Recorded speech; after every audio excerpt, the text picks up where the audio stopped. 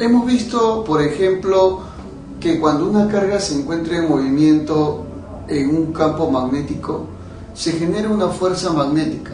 Pero, ¿qué ocurriría, por ejemplo, si en vez de una carga fuese un conductor rectilíneo? ¿También existirá, en este caso, una fuerza magnética? Por supuesto. Claro que el fenómeno no es igual, pero es parecido. ¿Por qué? Porque una corriente eléctrica determina el movimiento de cargas a través de un conductor. O sea, estamos hablando infinidad de electrones que van a pasar a través de un conductor. Y como está sometido a un campo magnético, es lógico pensar que existirá una fuerza magnética. Muy bien. Por ejemplo, no veamos. Imagínate tú un conductor rectilíneo en el cual se encuentra sometido bajo un campo magnético, por ejemplo. Entonces, lo que nosotros podemos decir es que a través de estos dos se va a generar un campo magnético. Y esto originaría una fuerza magnética que lógicamente su dirección será perpendicular tanto al campo magnético como a la dirección, en este caso, de la intensidad de corriente eléctrica. Claro que sí. Entonces estamos viendo que es perpendicular a este plano, en otras palabras. Muy bien, muy bien, muy bien. Perfecto. Entonces también se podría determinar de repente con la regla de la mano derecha así de esta manera o así para saber la dirección de esa fuerza magnética. Muy bien. Es muy importante ese aspecto, ¿no? Porque eso es lo que nos va a proporcionar la información adecuada.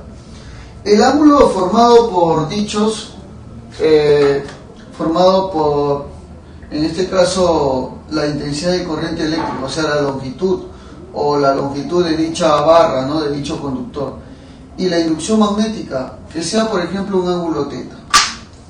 Entonces, obviamente, la longitud de esta barra va a influir también en el cálculo.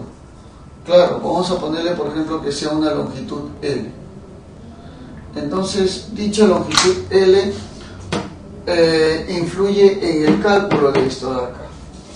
Por lo cual, nosotros veremos entonces que la fuerza magnética para el conductor será igual a ¿quién?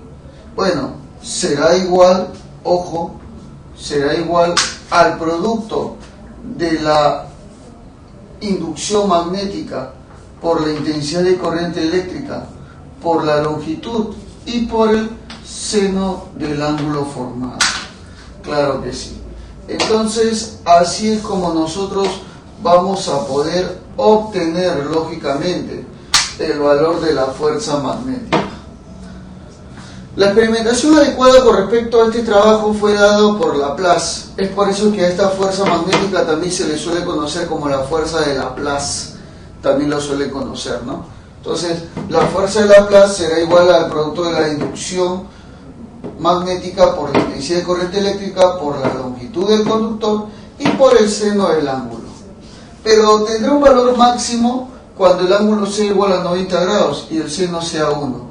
O sea, diremos, su valor será máximo, valor máximo, cuando la fuerza magnética entonces tenga un valor igual, lógicamente, ¿a quién? Igual a B por I por L, nada más. Tal y como lo puedes observar ahí en el diagrama. Interesante esta parte porque nos hace ver de que la fuerza magnética se podría calcular de esa manera, ¿no? En función lógicamente de la inducción magnética, la intensidad de corriente eléctrica y la longitud. Claro, recuerda que el valor máximo es cuando tanto la inducción magnética como la longitud o intensidad de corriente eléctrica son perpendiculares. O sea, el ángulo es igual a 90 grados. Ya por si acaso. Hay que tener bastante cuidado con esa parte. Que para que tú lo puedas asumir, tienes que hacerlo así, con pasos, pero suavemente. A ver, vamos a ver un pequeño problema en el cual aplicaremos la fuerza magnética en un conductor rectilíneo. Nos dice, un alambre de 1 metro de longitud y 0,2 kilogramos de masa, por el que circula una corriente de 2 amperes, es colocado en una región en donde existe un campo magnético uniforme B, como se muestra en la figura. Determine la magnitud de B si el resorte se deforma 2 centímetros cuando no circula corriente y 6 centímetros cuando circula la corriente. Muy bien, entonces más o menos veamos nosotros dos casos singulares, dos casos peculiares. Primero, cuando no existe corriente, no circula corriente.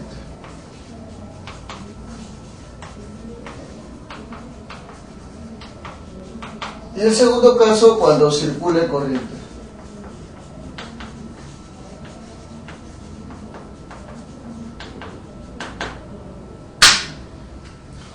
Cuando no circula corriente, lo que va a suceder simplemente es que dicho conductor tal y como tú lo estás observando, el cual te están diciendo y te están dando de datos, va a deformar al alambre, pero una cierta longitud.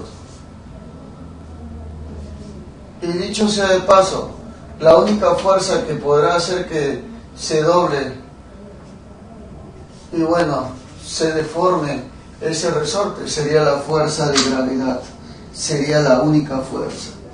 Muy bien, entonces pongamos por ejemplo por acá la fuerza de gravedad. Me dice el profesor, pero también yo puedo decir, aparte de la fuerza de gravedad que voy a dibujar, ¿no? Ahí está la fuerza de gravedad, mg. Yo puedo decirle que debido al campo magnético que está presente acá, debido a ese campo magnético presente, ¿existirá una fuerza magnética? No, no puede existir. ¿Sabe por qué? Porque dice que no circula corriente. Como no circula corriente, quiere decir que la intensidad es cero. Y si esto es cero, todo es cero. O sea que no hay fuerza magnética. Por más que haya inducción magnética, por más que haya longitud, si esto es cero, todo va a ser cero. Ya, entonces hay que tener cuidado con eso. La única fuerza que hace posible que se deforme el resorte viene a ser igual a la fuerza de gravedad. Y lógicamente, en sentido contrario, irá la fuerza elástica. Bueno, entonces dice que cuando no circula corriente, la deformación es igual a ¿cuánto? Es igual a 2 centímetros. Entonces vamos a hacerlo así de esta manera. Por la primera condición de equilibrio, la fuerza elástica es igual a ¿quién? Es igual a la masa por la gravedad. Claro. La fuerza elástica en este caso sería K por X. Y eso es igual a masa por gravedad. La constante K no la conozco, pero yo sí conozco X. Dice que se va a deformar 2 centímetros, que lo mismo va a decir 2 por 10 a la menos 2. Eso va a ser igual a la masa que vale, según el problema, 0,2 kilogramos. 0,2 kilogramos por la gravedad que vale 10. Muy bien, entonces inmediatamente esto pasa a dividir, K será igual entonces 0,2 por 10 es 2, sobre 2 por 10 a la menos 2. Ah, ya, mira, allá, mira, ¿ves? Luego se me va, entonces mi conclusión es que la constante vale, pasa arriba, 10 al cuadrado. O sea, K vale 100 Newton metro, tal y como lo puedes observar ahí. Muy bien, ahora veamos el caso en el cual cambia esta situación. Veamos el caso en el cual ahora sí hay corriente eléctrica en ese caso, en ese sentido. Entonces, si hay corriente eléctrica sobre dicho conductor, que lo vamos a dibujar nuevamente. ¿Está bien? Claro que sí. Entonces, si hay intensidad de corriente eléctrica, lógicamente, y este alambre se llega a deformar más, claro, porque ahora ya no solamente va a deformarlo la fuerza de gravedad, sino también lo va a deformar la fuerza magnética. Ah, ya, profesor, o sea, quiere decir que aparte de la fuerza de gravedad y por la corriente, y lógicamente porque se encuentra en un campo perpendicular, entonces lo que nosotros podemos decir es que existirá una fuerza magnética.